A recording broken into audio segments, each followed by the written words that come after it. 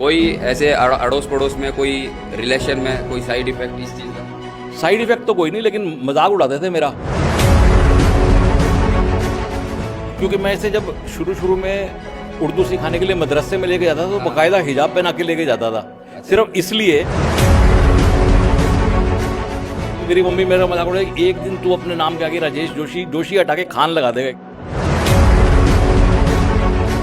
ये मैंने नहीं दिया, ये ऊपर से आ रही है जो कुछ है, ये ऊपर से आ रही है, आमद है। जिस मेरे को खुद नहीं पता उतना बातें अब जो जितनी इसको पता है। मेरा नाम राजेश जोशी। आपकी बेटी आज के टाइम में किसी भी तारुफ की मोहताज नहीं, यानी किसी भी परिचय की मोहताज नहीं है। आपका कैसे मन में आया कि मेरे बच्ची को ऐसे तरबियत देनी चाहिए? एक तो इसकी इतनी अच्छी उर्दू है, कुछ और भी सिखाया या कुछ सब्जेक्ट दिया जैसे अरबी फारसी वगैरह, कैसे यानी कहाँ से शुरुआत की है? बस देखो, ऐसे मैं जहाँ पला बड़ा हूँ ना, वो दरियागंज नाम से एक जगह है दिल्ली में। अच्छा, तो दिल्ली में एक रोड है, इस तरफ सारे हिंदू हैं, इस तरफ मुस्लिम। हमारा बचपन ऐसे गुजरा है कि एक जैसा ही हो करके, कोई हिंदू मुस्लिम फर्क नहीं, कुछ नहीं आना जाना। तो मैं वो बचपन से जाके मुशायरे सुनता था। मुशायरे आप सुनते थे? सुनता था जाके। जाते थे कभी? नहीं, तब तो मैं खुद ही बच्चा था ना। अच्छा, तब से सुन रहा था, तो सुनता था। उर्दू जबान अच्छी लगती थी, बात सिलसिला शुरू हुआ जबान से कि भाई चलो अच्छी जबान है, इसको सिखाता हूँ। हर वालिद अपने बच्चों को अंग्रेजी करता रहता है, अंग्रेजी। तो जब शादी हुई बच्चा, तो फिर मैंने कहा इसको उर्दू जरूर सिखाऊंगा। फिर उर्दू सिखानी शुरू की, उर्दू के साथ साथ मौसीकी सिखानी शुरू की। अब मौसीकी का हाल ये हो चुका था 2000 में, 2005 में, 2006 का बर्थ है इसका, वो ये हाल हो चुका था। फूड गाने, अदंगे गाने, बेहयाई से भरपूर। मैंने कहा यार मैं क्यों सिखा रहा हूँ इसमें मौसीकी। उसके बाद फिर मौसीकी के अंदर से एक और लाइन निकली सूफी म्यूजिक की। सूफी म्यूजिक में क्या है कि रसूल अल्लाह का जिक्र होता है उसके अंदर, और क्या कहते हैं हसन हुसैन का, इमाम हुसैन का, अल्लाह का जिक्र है, ये सब जिक्र है। तो उसमें एक एहतरामन नहीं होता कि पूरे कपड़े पहनने हैं, सर ढका हुआ होना चाहिए। तो मैंने कहा यार म्यूजिक सिखाना ही है तो फिर इस तरह का सिखाएं इसे म्यूजिक। तो यहाँ से फिर शुरू हुआ। तो फिर जब सूफी म्यूजिक, उसके लिए फिर ज़बान उर्दू चाहिए, फिर उर्दू सिखाई इसको, फिर उर्दू के साथ साथ फारसी सिखाई इसको, फिर अभी 3rd ईयर इसका अरेबिक लैंग्वेज का चल रहा है। अच्छा। तो वो सब फिर सिखाया। वो उसमें मुझे पता ही नहीं चला कि कब इमाम हुसैन ने एंट्री कर ली हमारी लाइफ के अंदर, कब वो हमारी रोज़मर्रा की एक चर्चा, हमारे घर में बात ही वही होती है इमाम हुसैन की। रोज़ सुबह कोई ना कोई नोहा लगा होता है मोबाइल के ऊपर, इसकी मम्मी सुन रही होती है, मैं सुन रहा होता हूँ, या कोई और इस तरह की बातें। फिर बस ऐसे ही करते करते था। बेटी को इंटरेस्ट था? इंटरेस्ट कुदरती था, इसको कुदरती था। क्या बात है।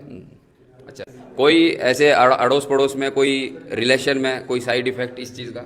साइड इफेक्ट तो कोई नहीं, लेकिन मजाक उड़ाते थे मेरा। अच्छा। मेरी मम्मी खुद मुझे कहती थी। वो तो सबके साथ नहीं, मेरी मम्मी खुद मुझे कहती थी, क्योंकि मैं इसे जब शुरू में उर्दू सिखाने के लिए मदरसे में लेके जाता था तो बाकायदा हिजाब पहना के लेके जाता था, सिर्फ इसलिए। मुझे कहा नहीं किसी ने कि हिजाब पहना के लाओ, ना किसी मौलवी ने, सिर्फ इसलिए कि बाकी जितनी बच्चियां आई हुई हैं वो हिजाब पहन के आई हैं। तो इसके दिमाग में कोई ये बात ना आ जाए कि मैं स्पेशल हूँ, और उनके दिमाग में ना आ जाए कि ये स्पेशल है, उनके जैसा ही बन के। तो फिर उसी लिए तो मेरी मम्मी मेरा मजाक उड़ाई, एक दिन तू अपने नाम के आगे राजेश जोशी हटा के खान लगा देगा एक दिन, राजेश खान।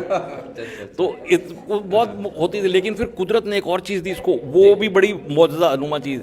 इसको संस्कृत भी उतनी अच्छी आती है। संस्कृति भी आती है? हाँ, संस्कृत के बड़े बड़े स्तोत्र जो बड़े बड़े पंडित लोग आते हैं वो भी ये पेश करती है। तो फिर उसके बाद उर्दू फारसी, अब तो फारसी के तर्जुमा भी करने लग गई है। तो ऐसे ही बस फिर चलता रहा। तो इसको कभी तरबियत लिया नहीं हमने कि ये तरबियत है, ऐसा लगा कि लाइफ है। एक होता है ना आदमी कुछ सीखता है और दूसरे को सिखाता है, एक होता है कि अब बच्चा जो है वो उसको पता है कि ये मेरी माँ है, मेरा वालिद है, ये मैं।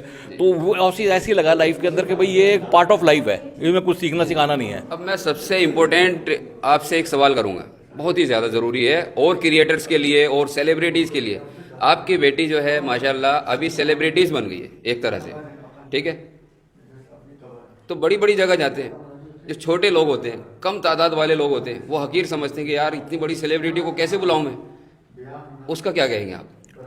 हमने तो मेरा ख्याल है जो सबसे मिनिमम मजलिस हमने पढ़ी है उसमें 9 या 10 लोग थे। 10 लोग? हाँ, एक गांव में थे, उन्होंने हमको बुलाया, हमने सबसे कह रखा है। फिर उसके बाद से मेरे वहाँ तो कुदरती हम गए हुए थे, गाजीपुर के पास एक छोटी सी जगह है, तो गाजीपुर में तो किसी एक बड़ी मजलिस में बुलाया था, लेकिन एक छोटी मजलिस चुपके से आकर के हमारे कान में, मैं चाहता हूँ कि आपकी बेटी, मैंने कहा है कोरा करा, यहीं से 2 किलोमीटर दूर। मैं जिनकी मजलिस पढ़ने को लेके गया था उन्हीं की गाड़ी से गया, वहाँ जाकर के मजलिस पढ़ी और वापस आए। उसके बाद फिर मैंने सोचा कि पता नहीं छोटे जो मतलब ज़्यादा पैसे नहीं खर्च कर सकते वो कैसे बुलाएंगे। तो फिर मैंने एक लॉ बनाया कि उसी दिन से, उससे पहले भी था पर उस दिन तो ऐलानियत कर दिया सारे उसके ऊपर कि जो भी आदमी कभी भी कोई हमें मजलिस पर सिर्फ हमारे आने जाने का इंतजाम कर दे, हम मजलिस के नाम से कोई 1 रुपये का नजराना भी एक्सेप्ट नहीं करते। इमाम हुसैन का जी पैगाम था, संदेश था, वो यही था कि फ्री ऑफ कॉस्ट इंसानियत की सेवा करें। कोई और मैसेज देना चाहेंगे व्यूवर्स को लास्ट? बस कुछ आपने नहीं, अपनी बेटी को इतने अच्छे संस्कार दिए, तरबियत दिए, फिर मैं और कहूँगा देखिए, मैंने नहीं हिजाब दिया में कुछ भी, बैठे। ये मैंने नहीं दिया, ये ऊपर से आ रही है जो अच्छा, कुछ ऊपर से आ रही है, है। ये ऊपर से आ रही है, आमद है। जिस मेरे को खुद नहीं पता उतना बातें अब जो जितनी इसको पता है। फर्स्ट हुसैन डे पे जब इसने पढ़ा था उसके बाद से कम नहीं तो ज़्यादा नहीं तो मैं कह सकता हूँ कि 150-200 किताबें बड़ी बड़ी लुगतें ईरान से लोगों ने भेजी हैं। अच्छा अच्छा। कि ईरान क्योंकि फारसी पढ़ती है, नोए फारसी के, तो उसके तर्जुमे में कोई प्रॉब्लम ना हो, कुछ ना हो, ये सब ना हो। और अल्लामा इकबाल की पूरी पोइट्री इसने, जो फारसी पोइट्री है ज़बूर अजम से, वो पूरी इसने ट्रांसलेट करके उसको उसका तर्जुमे के साथ इसने पेश की हुई है। अब हमारे साथ में राजेश जोशी, जो एक गॉड गिफ्ट खूबसूरत आवाज़ की मालिक खनक जोशी के फादर हैं, और इन्होंने इतना अच्छा मैसेज दिया। इस वीडियो को ज़्यादा से ज़्यादा शेयर कीजिए। शफी आरफी जनता वंता में, और कैमरामैन नजमी नकवी के साथ बहुत सपोर्टर हैं। नजमी भाई का बहुत बहुत सहयोग है। थैंक यू, धन्यवाद नजमी जी, बहुत लव यू।